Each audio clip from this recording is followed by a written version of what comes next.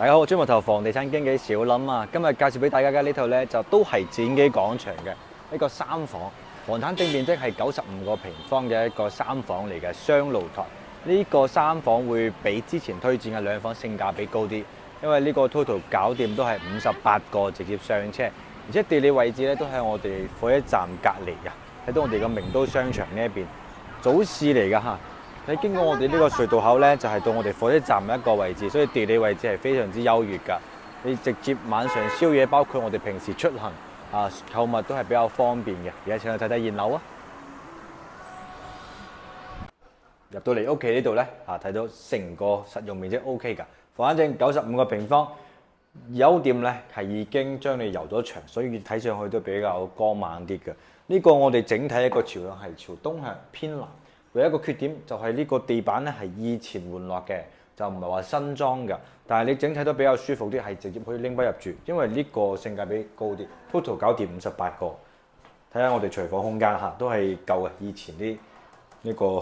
廚櫃啦，仲未有裝上面，但係你實用嘅話，你都夠用咯。呢個唔係好夠大，但係呢個睇到個廳位置會相對比兩房大好多。睇我整體開間去到3米半，呢度係一個3人位嘅沙發嚟㗎。呢邊有對流窗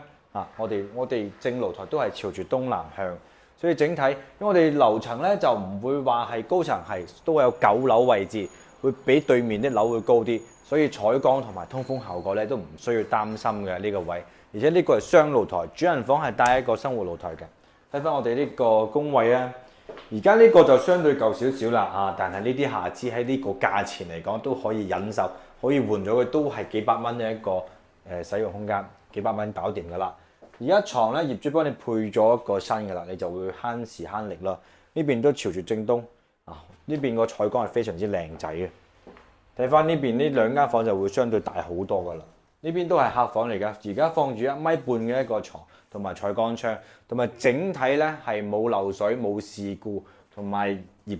主係在住，而家搬咗啦，所以就有放賣。成個產權係好清晰㗎，即係你今日過嚟睇啱咗，我哋簽合同，聽日就可以過戶一個情況。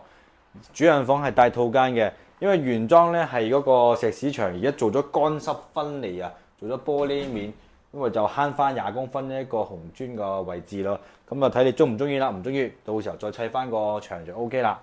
呢邊帶個生活露台，對住我哋